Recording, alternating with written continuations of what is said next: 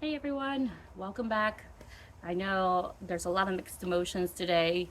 Some of them are good, some of them are bad. In my opinion, I am content. I'm not mad, I am not excited, I am content. I am glad that we saw Aiden O'Connell play because it gives us an idea of what we have as quarterback. Like I said, my biggest concern was okay, Jimmy Garoppolo's not it. It's not happening. It's not working. You paid this big money, and I really truly believe that Mark Davis, Ziegler, Josh McDaniels all went into the season like we're in win mode now. That is my 100% agreeing, and there's no thought to that process because like you don't pay big contracts to all these players if you don't think you have the ability to win. Just like the Rams, when the year that they won the Super Bowl, they did XYZ, gave XYZ. They were in win mode. I think they try to do that this season coming up here, and it's not translating into paper basically. Every transaction that we've done has been a lot of questionable these past 2 years. Giving Chandler Jones that big contract where then he comes and does subpar. Like, I don't know. Like, I really don't know. I think this team is actually super cursed because we have really good players that come onto this team. Either we're really cursed or we're just really bad at picking up coaching. And this is also a Mark Davis situation. Like, you're hiring people and your decision making isn't obviously showing that you're progressive in the sense of, hey, I'm actually getting this team wins. And when our closest wins were when we lost our head coach, and then had a backup who was a special teams unit coach come in and we almost win it. That is insane. That's almost never heard of. So there's something there. Clearly, if you have that team 3 years ago, we were playoff contenders. Whether you guys want to argue, those games that we won that year were one play denominating of losing is the same season that we had the year before.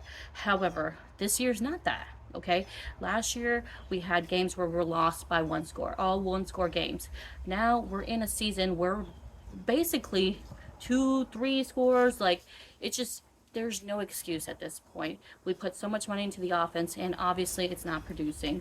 I'm glad we saw Aiden O'Connell because honestly, I'd rather watch Aiden O'Connell make mistakes than watch Hoyer play. Nothing against Hoyer. I just do think that if you're gonna draft a rookie quarterback, the whole purpose of that is to do what? Obviously, make them transition to your starting quarterback at one point or another, or whatever. Make it as a good backup. Either way, you don't get better by watching on the bench. You actually get better by learning how to play. Like all these other rookie quarterbacks, they didn't do great their first game. I mean, obviously Anthony Richardson was fucking great because he runs the ball a lot. He's really athletic and talented. I think these quarterbacks like Stroud and obviously Bryce Young is struggling, but all these teams are, you have to be patient with rookie quarterbacks. You don't expect them to come in and automatically win, just like Trevor Lawrence, who hasn't still, got it all together. And it's okay. That's okay. But if they show you glimpses of greatness or glimpses of like just something, oh, he has a lot of potential, I think it wouldn't be a bad idea to roll with them because at this point, we're going into week 5. We're going against, I think we're going against the Packers, who just lost. They're very well coached, and I feel like the difference between the teams we've lost, which makes me frustrated, and the teams that we won is coach. We're the ones coached way better. A lot of people want to tank for Caleb Williams. Like, do we honestly believe as a Raider Nation we are that terrible? We are number one draft pick terrible to be in contentions of saying yes, we have an attempt to get Caleb Williams. I don't think we're that fucking bad. And at the same time, even if we were to tank, there is multiple teams that are worse. They look worse than us. So it's like almost very difficult to be like, let's just tank and lose and try to get Caleb Williams because yeah, that would be great if we were like even thought process of being there. At this point, yes, we're clearly ranked top 5 in draft pick order.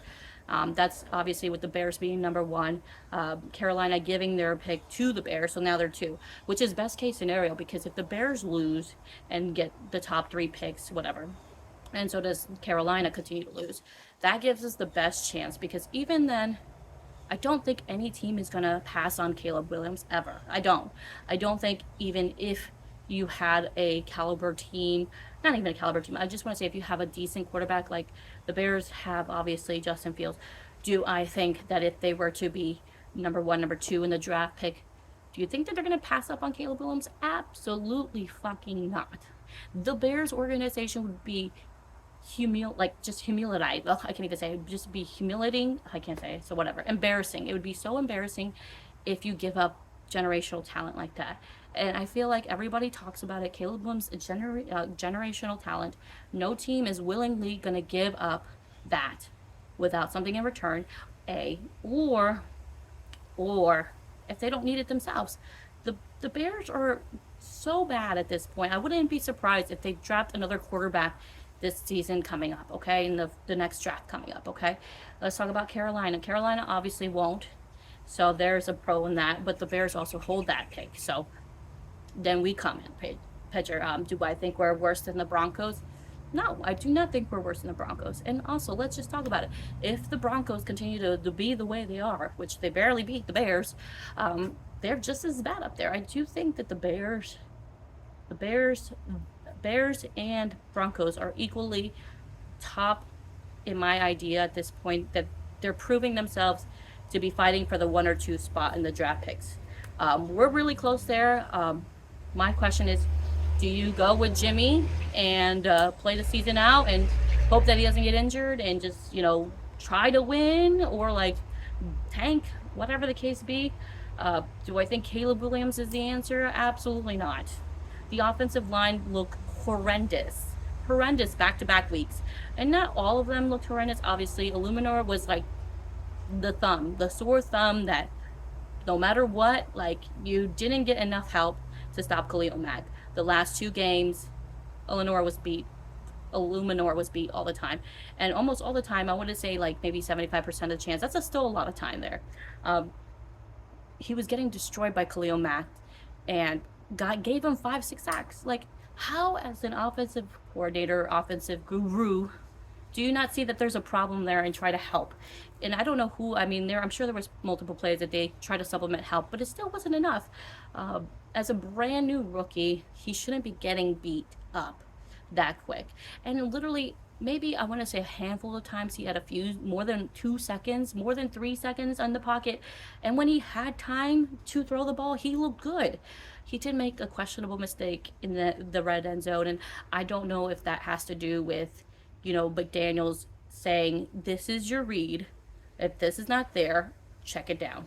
Or don't go there, or don't, like, you know what I mean? Like, I feel like I'm watching these quarterbacks play uncomfortable. Like, they're not comfortable with the play calling that McDaniels is calling. I just see it in their faces. I see it in the way their body mechanics work. They just don't like it. Whether in their gut they know that it's just not there. Like, you can't you have one of the best running backs. Not I want to say one of the best, because obviously it takes him a while for him. Josh Jacobs is now 3rd game. What is it? 4th game now, finally putting up yards and stuff. But even then, it's like you have Josh Jacobs, who was running the ball so great, so well. You're in the end zone. You don't run it. You force your rookie to throw a costly pick 6 there. Not pick 6. It was a interception. Either way, it's like, why? Why would you do that? It doesn't make any sense. You forced him to throw it. Granted, Devontae Adams is amazing, and we should always want to try to target him. But you don't think the defenses know that you're going to want to target him? It's just a lot of questionable plays. And I've already said it before. I think Josh McDaniels is very prideful. He's going to force the throw versus he wants to go immediately to the run. Last year we saw that. I said that even before the season started, that he was going to do that. Whether or not he changes his scheme in the later weeks and realize, hey, we need to run the ball more often and we need to protect the run, that's the only difference. Where we continue to win or lose. At this point, it's hard to say if it's even worth winning any more games, because if your whole shot is to let's get a quarterback, then you need to trade your assets at this point. Obviously, Devontae Adams is not something that we should be able to trade because of how much dead cap space is going to hit us. It's not worth trading him away. I feel bad for Devontae Adams because, you come to a team that was potentially playoffs the season that you come into it. And now we're talking about a rebuild. That's frustrating. I can't imagine what the players are doing. Like Hunter Renfro, like in their mind, like what else can the players do? There's nothing else. I mean, honestly, it's tough because now we're in almost going into the middle of the season, almost going into a bye week where, you know, we're still having struggling in the offense and supposedly in a coach that's an offensive guru who we haven't seen much of that happening. I don't know if it's whether complicating plays too much, and it just I really don't know what the answer is at this point. It's just hard to watch as a fan because you see this talent on the team, and it's not like we're shitty. We're not a shitty team, and I don't think we are. I think if we're not going to try to win games, you need a trade. You need to trade Jimmy Garoppolo to the Jets, get some picks for him, whether it's a second, third. I don't think he's worth a first round. Trade him away because you have to trade him to people who actually will need a quarterback, which obviously the Jets definitely need a quarterback. I think Aaron Rodgers is really trying hard to come back this season, which is great because in the meantime, you just need someone to win some games. And if you need someone just to win you some games, Jimmy Garoppolo will probably do that. He can do that. It's just you. I just knew that Jimmy wasn't gonna be the person that we were all expecting him to be to make our defense diminish role and being as needed to stop games. I mean, I was very pleasantly surprised with the second half with the Chargers. However, this team is heavily relying on offense to score. And with the offensive line and how poor it's been, you know, even Jimmy wasn't getting time to throw the ball. And I even said it, I don't know what's going on with the offensive line. The year before that, I said even then, I'm like, I didn't understand the constant rotations of these, offensive linemen that we were doing to our previous quarterback. And it's just a shit show offensively, and unfortunately, it's a shame because we have a lot of talent. We have Hunter Renfro, we have Jacoby Myers, we have Devontae Adams, all arguably really great receivers, and it's just a shame. And Josh Jacobs as well. We have a good offensive core, and obviously our offensive line is not helping, but all we're missing is that one quarterback, but I mean, we don't have it. There's nobody on free agency, nothing in, that we can plug it in at this point. It's kind of like you tank, might as well tank and just get hopefully hope that the generational quarterback is going to be there next season when we draft. I mean, I don't know. Like I said, there's so many people who are needing quarterbacks that, if that's not the case, then what do you do? What do you do? You can't win games and expect to fall in the mid draft because what are you going to get there? There's nothing going to be there. Even if we fall out of the top five draft picks, I'll be pissed because I'm like, either you completely sell out and lose, just super lose, because at least if you're in top five, at least you can try to trade up and get a good quarterback. But if we fall below that, it is going to be extremely hard to try to trade up, and a lot of these teams are desperate for quarterbacks. So we're going to have really shit luck trying to do that. So, like I said, I think we need to trade Jimmy. If we're going to do it perfectly. Trade him, either start Hoyer the whole rest of the season. I don't give a rat's ass. Figure it out because I need to figure out if I want to watch y'all play and pay money because these tickets are insane. How much people want to charge for tickets, especially considering, we're not great. They're asking so much money, ridiculous, for a team that is not even, we're talking about possible draft pick top 10, and the tickets are insane. So it is what it is. I'm happy. I'm glad I saw Aiden O Connell. I would love to see him continue on the season out. I just know it won't happen. I think Josh McDaniel is super prideful. He's going to continue with Jimmy and prove that he was worth every dollar that we spent, which at this point hasn't been the case. But we'll see. I mean, we have couple wins, not wins. We have a few games that are winnable, okay? The Packers, it's a 50-50 chance. I mean, they're really well coached, so I don't expect to win against the Packers.